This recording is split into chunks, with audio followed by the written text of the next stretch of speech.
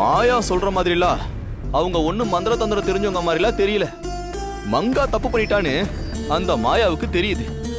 ஆனா அவளை நம்ம கிட்ட விட்டு கொடுக்காம பேசிட்டு போறா.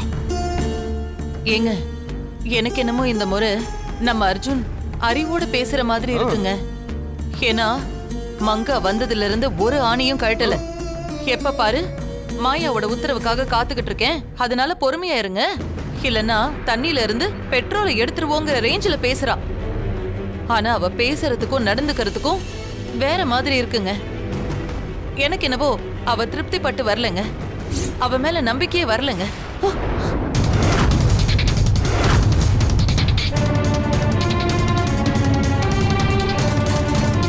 மன்னிச்சிரு மாயா, அவன் பேசுனத நீ எதுவும் பெருசா எடுத்துக்காத. அவன் ஏதோ உன்னை பத்தி தெரியாம பேசிட்டான்.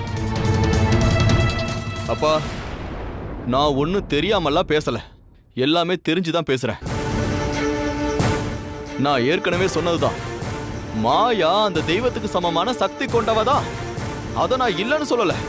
ஆனா இவ சொல்ற மாதிரி பூஜை செய்ய வந்தவங்கெல்லாம் மந்திர சக்தி படைச்சவங்களா கிடையவே கிடையாது. நான் கூட்டிட்டு வந்திருக்கிற திரௌபதி தேவி இருக்காளே, அவளும் நம்மள மாதிரி ஒரு சாதாரண மனுஷிதான். ஏய், யாருக்கிட்ட என்ன பேசிக்கிட்டு இருக்க? மாயா நம்மளை காப்பாத்த வந்தவடா. அதனால இவளுக்கு என்னடா பிரயோஜனம்? எந்த எதிர்பார்ப்பும் இல்லாம நமக்காகவே ஒத்த ஆளா இங்க வந்து போராடிக்கிட்டு இருக்கா. அவளை பத்தி இப்படி பேசுறதுக்கு உனக்கு எப்படிடா மனசு வருது? மரியாதையா மாயா கிட்ட மன்னிப்பு கேளு. இல்ல ஜமீனையா, அவர் பேசட்டும். மாயா, இங்க பாரு, நான் ஸ்ட்ரெயிட்டாவே கேக்குறேன்.